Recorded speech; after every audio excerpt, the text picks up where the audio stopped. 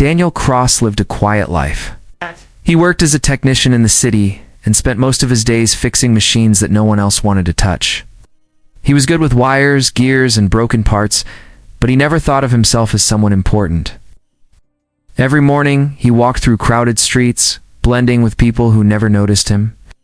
He was just another face in a world that moved too fast. One evening, his life changed. He received a message from the royal court. It was a simple notice written on fine paper, sealed with the symbol of the crown. It said that Queen Alina Hart had summoned him. Daniel could not believe it. Why would a queen want to see a common worker like him? His hands shook as he read the words again and again. He told himself there must be some mistake. Maybe they meant someone else. But when the guards arrived at his door the next morning, there was no mistake. They called his name clearly, and they told him to follow. The palace was nothing like the workshop where he spent his days. Tall marble walls rose above him, glowing in the sunlight. Wide halls echoed with footsteps as he was led inside. Noblemen and women walked past him dressed in fine clothes. They looked at him with raised brows, whispering as if he did not belong.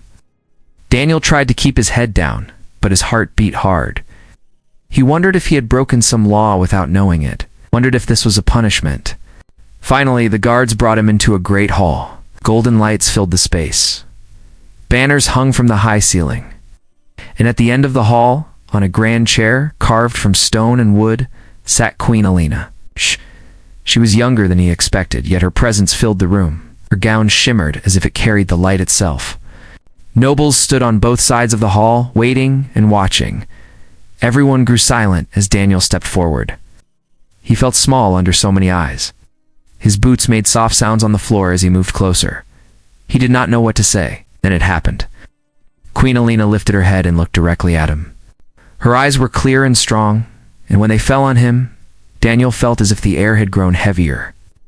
She did not look at him the way nobles looked at common men.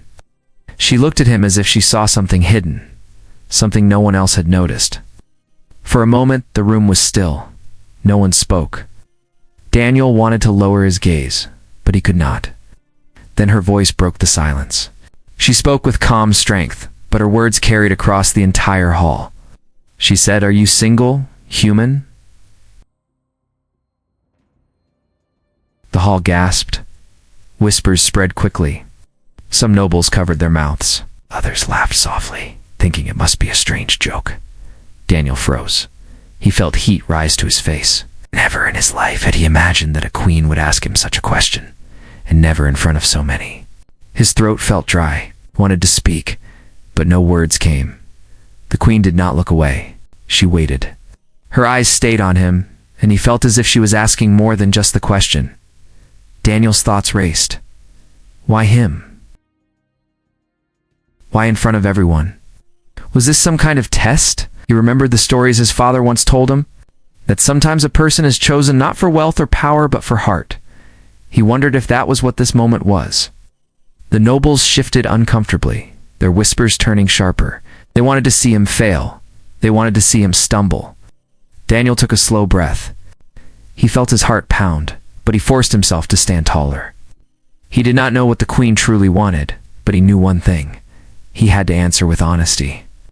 And so, with all eyes on him, Daniel opened his mouth to speak. Daniel stood in silence after the queen's question. The great hall was filled with whispers and uneasy laughter, yet Queen Alina did not move her gaze from him. Her calm eyes seemed to cut through the noise of the crowd. He swallowed hard, his voice caught in his throat, and then he finally spoke. His words were quiet but clear. He said yes. The moment his answer left his lips, the hall grew even louder. Some nobles gasped, others scoffed, and a few shook their heads in disbelief. It was not the answer itself that shocked them, but the fact that he dared to speak so directly to the queen. Queen Alina raised her hand, and the room became still once more. Her voice carried strength, but it was not harsh. She told everyone to leave the hall except for Daniel. Guards, nobles, and servants all bowed and left in silence. Only Daniel remained, standing at the center of the room while the queen watched him from her chair. He felt his chest tighten. He had never been so close to power, and yet he did not feel fear in the same way he expected. It was as if her presence forced him to stand straighter, to hold himself with more dignity. Queen Alina rose from her chair and walked toward him. Her steps echoed across the floor. Daniel lowered his eyes, but she told him gently to look at her. When he obeyed, he found her face calm and unreadable. She asked him if he knew why she had called him here. Daniel shook his head. He said he was only a simple worker, and he did not understand why a queen would care about someone like him. She nodded, almost as if she expected his answer. Then she explained that she had been watching the lives of many men in the city. Not their titles, not their wealth, but their actions. She wanted to know who lived with honesty and who carried kindness in their heart. Daniel felt his hands tremble. He asked why she would care about such things when she already had advisors, knights, and nobles who could serve her. Queen Alina gave him a faint smile. She said power often blinds those who hold it, and she wanted to see the world through the eyes of someone unshaped by titles. Her words left him speechless. For the first time, Daniel felt that this was not a mistake. It was not chance that brought him here. It was her choice. They spoke for a long time. She asked about his work, his family, his memories. He told her about his late father who taught him the value of truth, about his mother who worked long hours to keep their home.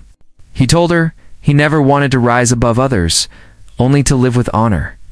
She listened without interruption. When he finished, she said that was exactly why she had chosen him. Daniel's chest tightened again, though this time it was not fear. It was something else, something he could not name. But outside the hall, not everyone was pleased. The nobles who left earlier gathered in secret corners, whispering bitter words. They could not accept that the queen would give her attention to a man without rank. They feared that his presence might weaken their influence. Daniel did not know about these whispers yet. Inside the hall, all he saw was the queen standing before him, her eyes steady, her words calm. She told him that his life would no longer be simple. She warned him that others would test him, push him, and try to break him. She asked if he was ready for such a burden. He hesitated. He thought of the quiet life he once had, the workshop, the tools, the safety of being unseen. Then he thought of his father's words again, that a man must never run from truth. He lifted his head and told her he was not ready, but he would try. Queen Elena's lips curved into the faintest smile. She said that was the only answer she wanted to hear. The sound of footsteps then filled the hall again. Guards entered, bowing before the queen. She dismissed Daniel for the night, but ordered him to return the next day. As he left the palace, the streets felt different. He no longer walked as an invisible man. Eyes followed him, whispers clung to his path. He knew his life would never return to what it was before. And somewhere in the shadows, the nobles plotted, their voices sharp with envy, their hearts filled with schemes. Daniel had no idea what awaited him, but the first spark of his trial had already been lit. Daniel returned to the palace the next morning with a restless heart. He had not slept well. The memory of the queen's eyes stayed in his mind all night, and so did her warning that his life would no longer be simple. The guards led him through the marble halls again. This time more faces turned to watch him. Servants whispered, and nobles glanced with narrowed eyes. He felt the weight of their stares, but he walked forward without slowing his steps. Inside the main hall, Queen Alina waited. Her voice was calm as she greeted him. She said the time had come to prove himself. Daniel asked what she meant, and she explained that men across the realm had been called to face a set of trials. These trials were not for titles or gold, but for something greater. She said she wanted to see who could carry strength with honesty and wisdom. Daniel felt the ground shift beneath his feet. He had never trained for battles or contests. He was a worker, not a knight, yet the queen's gaze left no room for retreat. Soon the first trial began. The great hall was filled with people. Nobles stood in their shining clothes, and common folk crowded the edges, curious to see what would happen. The challenge was a test of courage. A long platform stretched over a pool of firelight. Each man had to walk across without falling. The nobles sent forward their champions, men tall and proud, dressed in fine armor. They walked with confidence, but some stumbled, their pride shaking their steps. When Daniel's turn came, laughter rose from the nobles. They called him a simple worker, a man with no training, no chance.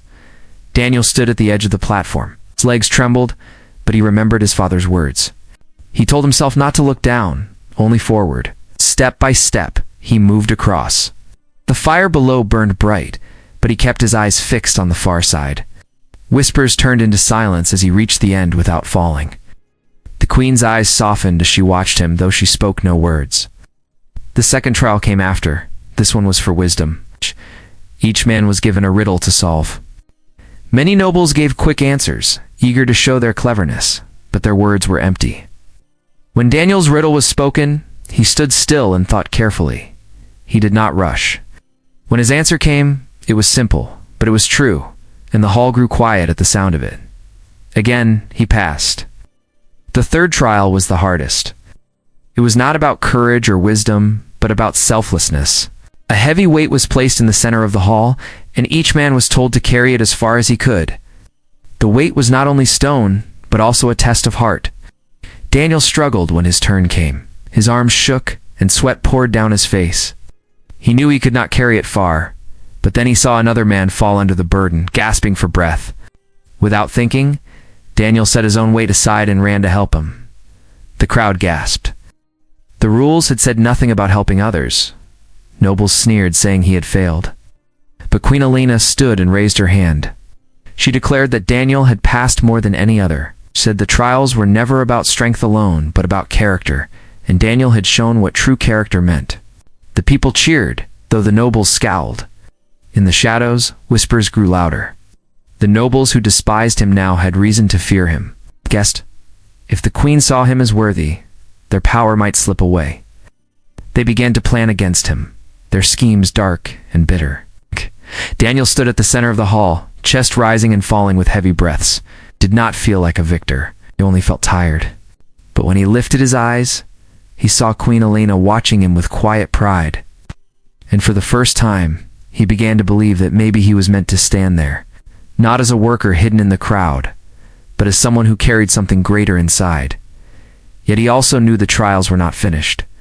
What lay ahead would not only test his strength, but the bond forming between him and the queen. The night after the trials, the palace was filled with noise. Nobles gathered in secret rooms, their voices sharp and bitter. They could not accept what had happened. They could not accept that a worker like Daniel had stood in front of them and shown more courage than men of rank. In the main hall, Queen Elena spoke to her council, but she kept her thoughts hidden. She knew Daniel had proven himself in front of the people, and that alone gave him strength. But she also knew the jealousy of the nobles was dangerous. Daniel returned the next day, and he felt the change in the air. Guards watched him more closely. Servants spoke to him with fear and curiosity. The nobles did not bother to hide their cold stares. The queen greeted him with calm words and asked him to walk with her in the palace garden. As they walked among tall trees and soft fountains, she told him what he must understand. She said the trials were not the end. She said that power makes enemies, and those who cannot win fairly will often choose other paths. Daniel listened, his hands clasped tight behind his back. He said he did not want to be the cause of anger in her court. She stopped walking and looked at him. She told him that truth always causes anger in those who fear it. Later that evening, a feast was held. Nobles filled the hall again, smiling falsely as music played and food was served. Daniel sat at the queen's side, but he could feel the weight of every eye on him. Whispers spread like smoke, thin but heavy in the air.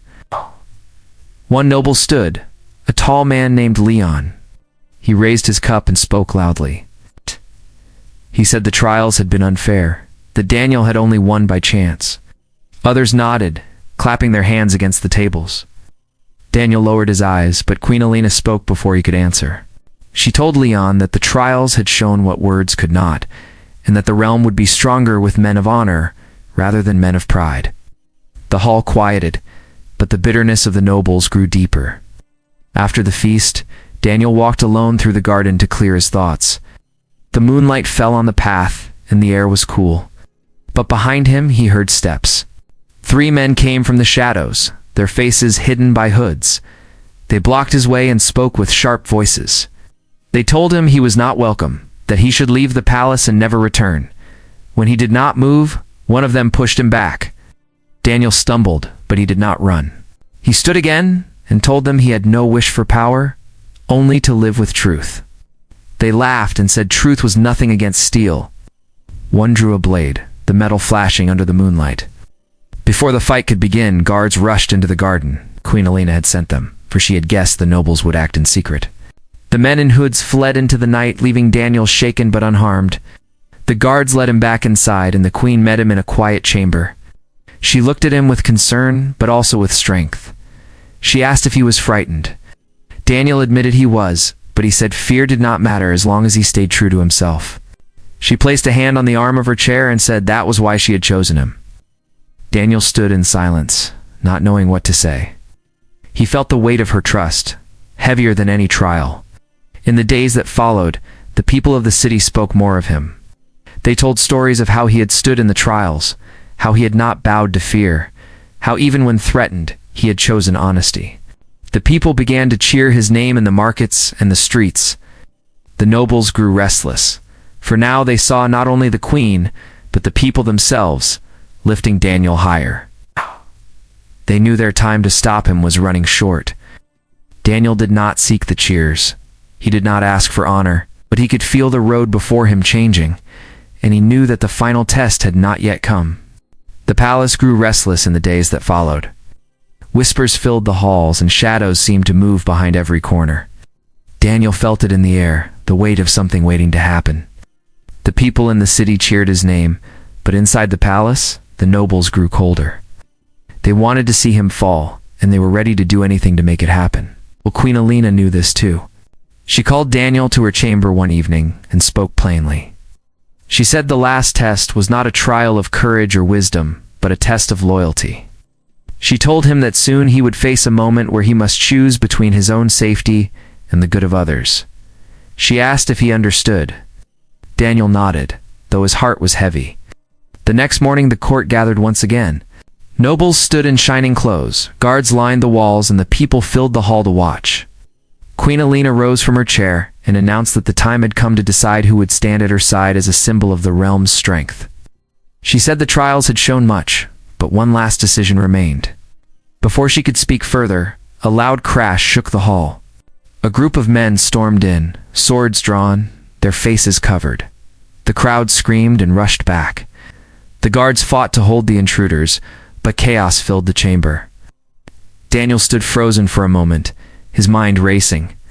One of the attackers broke through the line of guards and rushed toward the queen. Without thinking, Daniel ran forward. He had no weapon, no armor, but his body moved before his thoughts could stop him. He blocked the path and took the blow meant for her. The sword cut across his arm, pain flashing white in his eyes, but he did not fall. He held the man back long enough for the guards to strike him down. The hall grew silent as Daniel stood there, bleeding but unbroken. Queen Alina looked at him, her eyes filled with something that words could not name. The rest of the attackers were captured or driven away. The danger was gone, but the hall was still heavy with fear. The queen rose and raised her hand for silence. She declared in a voice that carried to every corner of the room that Daniel had proven himself beyond doubt. She said he had shown courage, wisdom, and sacrifice, not for glory, not for power, but for the truth of his heart. The people cheered, their voices echoing through the hall and beyond the palace walls. They shouted his name, calling him a hero. Daniel stood quietly, his arm wrapped by a guard's cloth, but his eyes lowered. When the queen asked him to stand at her side, he hesitated. He said he had never wanted power, only to live honestly. She told him that was why she needed him. And not as a ruler, but as a reminder to all that honor does not come from birth, but from choices. Slowly, he nodded. The days that followed became a new chapter for the realm. The people looked to Daniel as proof that even the simplest man could carry greatness. The nobles, though bitter, could not speak against him now, for the queen had chosen, and the people stood with her. Daniel walked beside Queen Alina, not as a king, not as a noble, but as a man who had faced fear and chosen truth. Together they showed that strength was not measured by titles, but by the heart. In quiet moments, Daniel still thought of his old life. The workshop, the tools, the safety of being unseen. But he knew those days were gone. He had been given a place in history, not by his choice, but by his courage. When the queen looked at him with calm eyes, he understood that the question she had asked on that first day had never been simple. It was not about being single, not about courtship alone, but about being ready to walk a path that few dared to walk. Daniel had answered, and in doing so, he had changed not only his own life, but the life of an entire realm.